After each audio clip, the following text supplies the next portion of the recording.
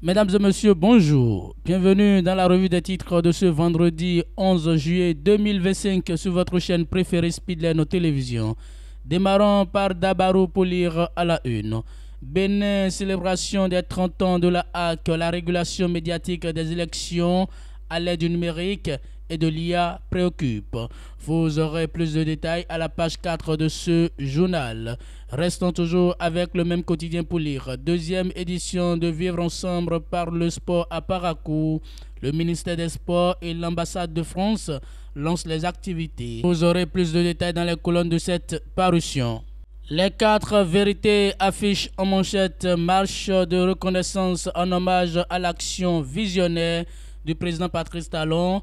Karim Da Silva et les forces vives tout nouveau choisissent l'action à la distraction. Vous aurez plus de détails dans les colonnes de ce journal. Défiant les nuages menaçants, la ville aux 3 noms s'est levée comme un seul homme pour exprimer sa reconnaissance au chef de l'État Patrice Talon. La ville aux 3 noms Roquebonou, Adjatché, Porto Novo s'est métamorphosée en une marée humaine animée d'une même conviction, dire merci au président Patrice Talon pour les transformations qui redessinent le visage de la capitale béninoise. Vous aurez plus de détails aux pages 6 et 7 de ce journal. Toujours avec le même quotidien, 73,02% de taux de réussite au bac 2025 au Bénin.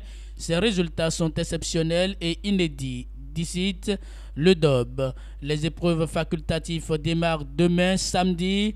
Voici la répartition des candidats admissibles dans les centres de déroulement des épreuves facultatives et d'EPS. Vous aurez plus de détails à la page 2 de cette parution. La Nation, célébration des 30 ans de la HAC, nouvelle ère, nouveau défi.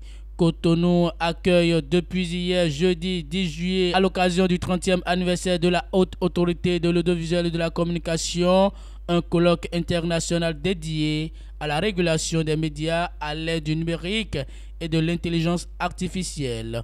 Pendant 3 jours, experts membres du réseau des instances africaines de régulation, représentants d'institutions et personnalités politiques vont réfléchir ensemble aux grands défis actuels et proposer des stratégies pertinentes pour une régulation efficace.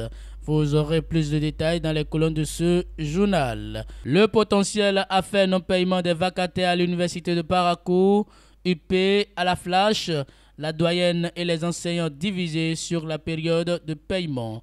Je ne peux pas étaler des questions administratives sur la place publique. Réponse de la doyenne Clarisse Tama Imoru. Eux-mêmes, ils ont leur part de responsabilité dans ce qu'ils appellent retard et qui pour nous n'est pas encore un retard. Vous aurez plus de détails dans les colonnes de ce journal.